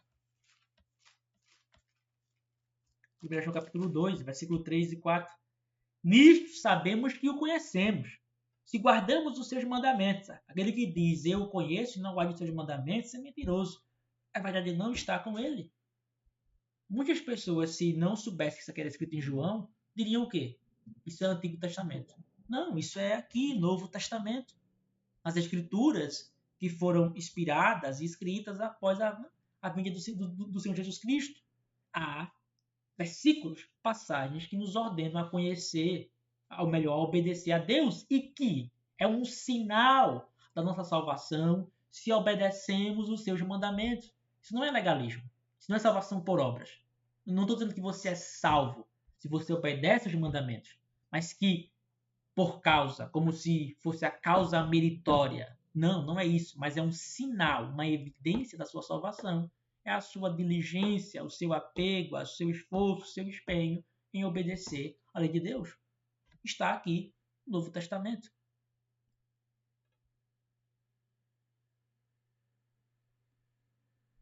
Vamos ver o que o Duca disse aqui. Se alguém diz que só serve o Novo Testamento. Exato. A graça de Deus, a graça de Cristo já foi revelada no Antigo Testamento. O Antigo Testamento é a revelação da vontade graciosa no nosso Salvador, só que feita por meio de tipos, sombras e figuras. Um pouco mais obscuro. Para finalizar, Hebreus capítulo 8, versículo 6 e 7. Hebreus capítulo 8, versículos 6 e 7. Mas agora ele alcançou o ministério mais excelente, quanto também é o mediador de um melhor pacto, que foi estabelecido sobre promessas melhores. Porque se o primeiro pacto for assim defeito, nenhum lugar teria se buscado para o segundo. Alguém fala, olha aqui, aprovado, irmão, tudo que você tentou mostrar aqui é falso. Sobre um pacto só, 2 testamentos, a mesma vontade. Meus irmãos, por que melhor pacto é melhor o quê? Melhor diateque, melhor testamento. O Novo Testamento, comparativamente, é sim melhor do que o Antigo. Por quê? Há mais clareza, há mais luz. A extensão dele é maior. As promessas são, veja, aqui diz assim, maiores promessas, não é absolutamente, mas comparativamente, ou melhor, relativamente. São mais universais, não estão mais contidas a um povo, mas agora estão mais difundidas, são mais claras. O primeiro pacto, ou o primeiro testamento, o Antigo Testamento, ele foi instituído para ter um fim. Ele era mais obscuro, de fato. Ele tinha mais sombras. Então, necessitava vir um segundo. Ele foi dado para a igreja em uma infância, em uma imaturidade dela, capítulo 4. Eles precisavam de mais externalidades. Só que agora, como Deus não gosta de infantilizar o seu povo, chegaram à maturidade. Eles precisavam agora de uma administração do pacto, do testamento, mais espiritual, menos pomposa, menos externa. Então essa, irmãos, em resumo, é a razão pelo qual nós chamamos ou dividimos as escrituras de Antigo e Novo Testamento. Amém. Alguma dúvida? Alguma pergunta? Alguma objeção? Não, senhor. Amém. Então terminamos.